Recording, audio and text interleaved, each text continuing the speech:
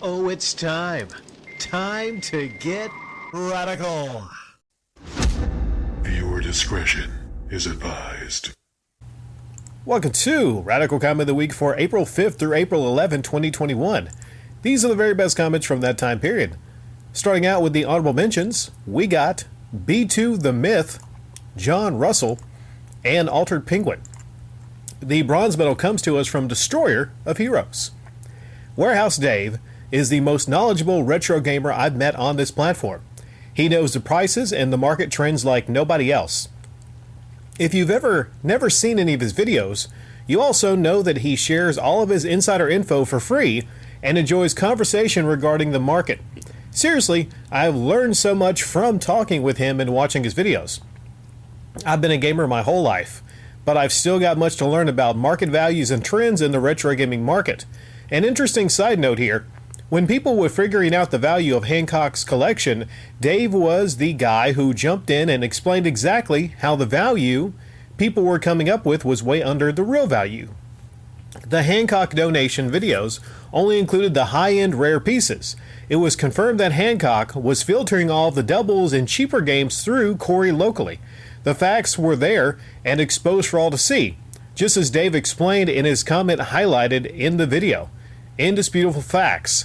It became increasingly obvious to me that Dave knew way more about retro game values than guys like MGR and Hancock, and he started exposing their practices and lies regarding the market. He's the guy who researched the Bird King scam and posted the locations in Washington where the $700 eBay auctions originated from. Shocking, I know. Those who were around at the time already know that as soon as Dave started posting proof and exposing all of this, his channel got attacked and accounts started popping up trying to openly dox him across several channels in the comment sections. I saw all of this firsthand myself. These guys really want their little world protected. We've seen the lengths they will go to when it comes to silencing critics. Post facts and get attacked. You've seen how John Hancock operates. He's openly admitted to attacking channels for criticizing him while excusing his actions by saying, I need to get better at accepting criticism. Laugh out loud. Never forget that John Hancock also posted hateful comments on the Immorals channel several times. Confirmed. I'm just glad that there are still people around who are willing to continue to spread the truth and keep new people informed. Keeping new people informed. There's a lot of people that they will stop by a channel, and like I said before, and it's not their fault, they won't know about the things going on behind the scenes. But with channels like mine, through the years, I've tried to help people kind of understand the motivations that people like a John Hancock has. Motivations which would be simply to acquire as many games as possible and then to flip the games that they don't want. You know, John Hancock takes in a lot of video games, and much of that is because of the persona he portrays. Now, the weird thing is, his persona, happy, I'm just a teacher, I'm just a humble guy, that persona, you start to see cracks in that persona when, you know, it's revealed that guy was false copyright striking channels, basically just exposing him and talking about things he was doing, and then showing video of him just receiving video games and donations online. You know, when people really kind of start to think about it, man, look at all the donations this guy is getting. Like, why is that happening? Why is he cool with that? You know, just simply thinking about it. You know, when you really look at it, you know, all it sometimes takes is a light to be shined on that. And when it comes to a lot of different things, people just kind of commonly expect is commonplace now on YouTube, like, you know, incredibly high Patreon tiers. You know, it doesn't take a whole lot of light to shine on things before people kind of think about it and go, you know what? That's kind of messed up. So, yeah, and talking about the game values, that's something I don't know much about the retro gaming market. I can't tell you really off the top of my head how much Flintstones at Dinosaur Peak is worth. I can tell you, to me, it's really not worth that much, but, you know, values are subjective, I suppose. But to me, you know, my answer on that, I don't think a lot of these games are really worth jack squat. You know, we have emulation, so I don't know. A lot of people are not going to agree with that, but that's just how I personally feel on it. just because you can get a lot of money for something doesn't mean it's worth that, is what I'm saying. People place really high values on things that essentially aren't really even that rare. So I thought, crazy me, shouldn't rare things be valuable? But I don't know. It's a crazy, crazy market. Funny that MGR and Hancock don't know as much as Warehouse Dave there on really what's going on in the market. That's just hilarious to me when you think about it, right? The silver medal comes to us from Tosin Stardom. I have recently found myself enjoying a channel done by Jamie Kennedy, the actor, who expresses his own viewpoints on a lot of topics regarding the film industry today and bygone, along with attaching his own personal life stories regarding the day-to-day work involved in modern acting. He will mention in Scathing detail? Maybe you meant to put scathing, I'm not sure. Maybe pathing is a word I'm not familiar with. Detail the many various TV and film parts he's played in over the years. From being a paid extra in Dead Poet Society all the way up to more notable leading roles in big-name movies such as Scream. I really enjoy the content and often laid-back charisma shown on his YouTube channel and hearing about stories regarding the industry in general. A few videos ago, he mentioned towards the very end that people were questioning him from time to time about when a Patreon link will appear or why no one wasn't in place and ready. From memory, he stated having a lot of mixed feelings towards the Patreon service online, but then also wanting to give the audience what they desired. He encouraged viewers to comment on all the videos and stated that people who state that they don't really read through their own comment section on their own YouTube channel are lying, and that, of course, they really do. I'm not really sure exactly how far the channel will develop into the future, but I'm starting to notice him branching things out into some trending topics you see online, such as reacting to videos and podcast type material as a more permanent fixture, which can all be in good fun if you have a knack for understanding the scale and pace of the subjects at hand. Finally, I saw the latest video this morning, and the whole Patreon plug came at the end of the video, explaining the content and the level of tiers involved and how it's part of the channel moving forward from now on. Social media is now a very big part of our living society today, and you will find more and more celebrities identifying with regular people online for a voice and the opportunity to entertain more freely. Yeah, you see a trend of, I'll just kind of state it as it is, like washed up kind of actors. And I think probably, sorry about that. I think Jamie might even kind of agree with that. I mean, people aren't really knocking on Jamie Kennedy's door to be, a lead actor in any films. Actors, actresses, once they go past a certain phase, maybe they get like a little too old to play certain parts. Maybe they gain weight. Maybe they're no longer attractive if it's a female. Hey, that's Hollywood, right? They take you in to chew you up, and then they kind of spit you out sometimes, right? Conversely, sometimes people really have a surge in popularity. Like, the guy from Taken, right? That guy actually got bigger as he kind of aged and got older. Sometimes it kind of can happen the other way around.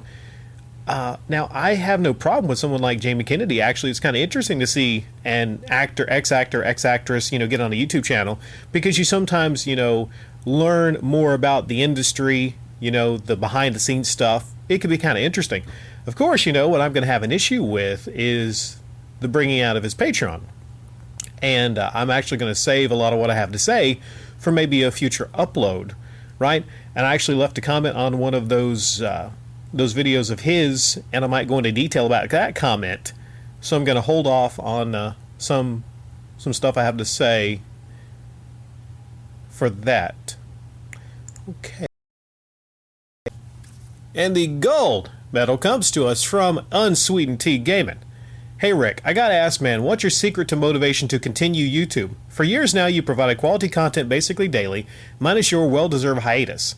I always feel like this is a retro channel from 2008. The vibes are so wholesome here, and your loyal fans are grateful. I only ask because I have some great equipment to make content that would blow other YouTubers' content out of the water. However, I work full-time, and I find the motivation difficult. I consider my channel to be a dead channel. Ironically enough, I started off on this newer channel wanting to make videos like MGR, wanting to be a staple in the gaming community, but soon realized that my time was better spent in the real world and quickly gave up to the point where I make few videos a year. My point is, I have an Elgato capture card, a Series X, a decent gaming PC, with a Yeti mic plus a MacBook and a green screen. Yeah, I went all out. But when I come home from an 11-hour shift, the last thing I want to do is set up the camera. Now, hacks like Nintendo and Norm, for example, claim that they need all this time to produce content, which I think is true to some degree. Their videos, albeit simple, appeal to a younger demographic and fans of video games who don't mind watching the same video game, YouTuber, amateur-style documentary a million times over. Their videos are nicely edited, and they have attention-grabbing thumbnails, which from YouTube experience does take time to make a decent product like that.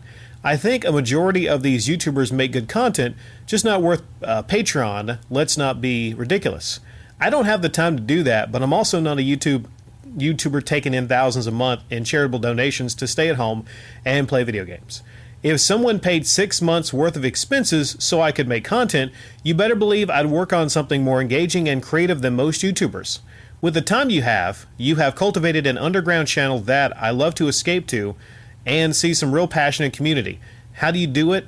OY Sage, Rick, tell us what motivates you to get up early in your workday to make an upload, profiling more YouTube beggary. I'm looking for a creative spark to jumpstart my own channel again, and I figured I'd look for it in the only community I care to even check up on these days. Much love and stay radical, brother. There's an episode I was watching of Rick and Morty, and it's probably the most famous episode of Rick and Morty, where he turns himself into a pickle. Now, I thought to myself, like, what would motivate somebody to turn himself into a pickle? This Rick was a genius, beyond anything, right? Even has a portal gun that goes through times and everything. I imagine, how bored someone like that must be to get to the point where you turn yourself into a damn pickle. Apparently, it was to avoid therapy or, just therapy or something like going to therapy and everything. And he goes to the end of it, and he was just taken down by the therapist. I mean, there he was, a pickle. And she's like, you're dripping in rat blood and feces just because you want to escape going to therapy. And she talked about how some people are just not, they can't deal with work. They can't be motivated to work. She says some people would rather die than work. She talked about how, she brushes her teeth and she wipes her butt, and there's nothing motivating in that. It's boring. It's things you have to do, right? What motivates me? What motivates really anybody? I think about it a lot. Just motivation.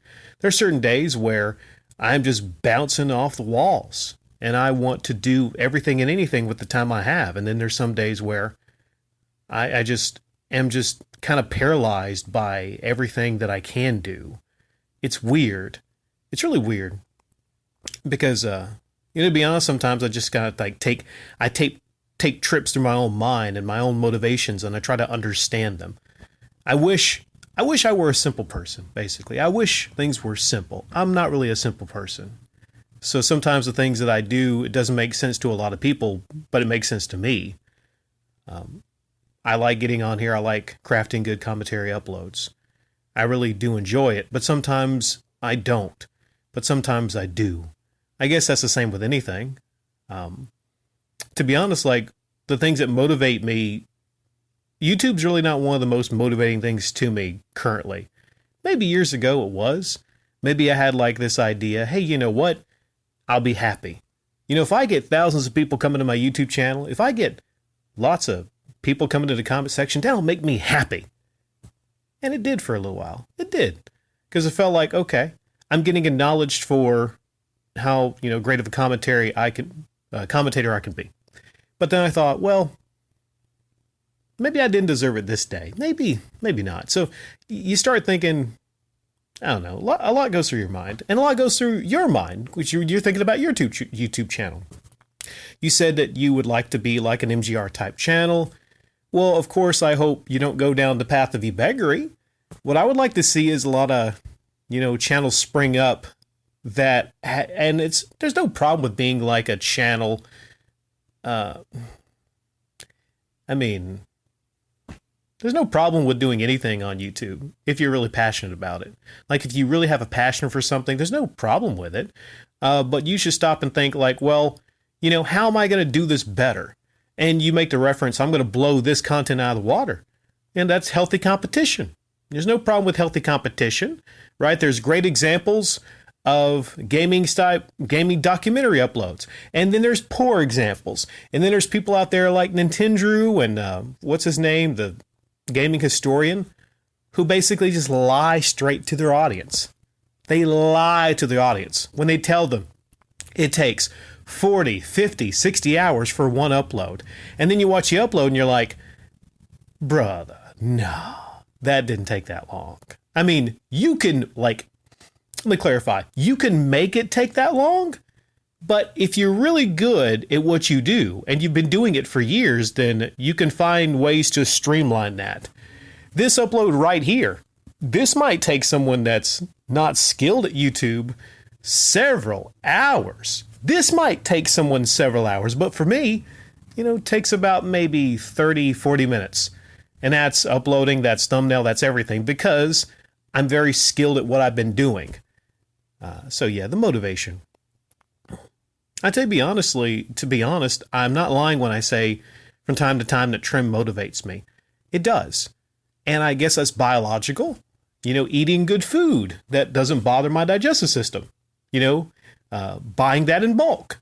Being able to find that at, good prices and making sure that I have the food that I want to eat in the refrigerator. That motivates me. So the weird thing is, even though I'm not really a super high intellectual, like I don't have a degree from Harvard, I consider myself pretty intelligent. And, well, maybe not like book smart, but as far as like knowing what you want in life and being able to sit down, some people that are supposedly high intelligence, they can't even get past their own problems and issues, or they can't even be honest with themselves about their motivations in life. It's simple motivations. It is. Far beyond YouTube. It's eating. It's being able to get good sleep. And it's trim. It is. But this is what was programmed into me. This is what was programmed into me.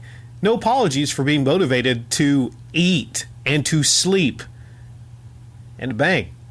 Like the other day, I couldn't get over it. I walked behind a girl, I saw her bend over, and I helped her with something. Like something dropped. I forget what it was, but I helped her, pick something up. And the look she gave me, like those bedroom eyes, and that smile, her mask slipped down, so I saw the smile. I kept thinking about that for the rest of the day, and I kicked myself that I didn't make some kind of a move.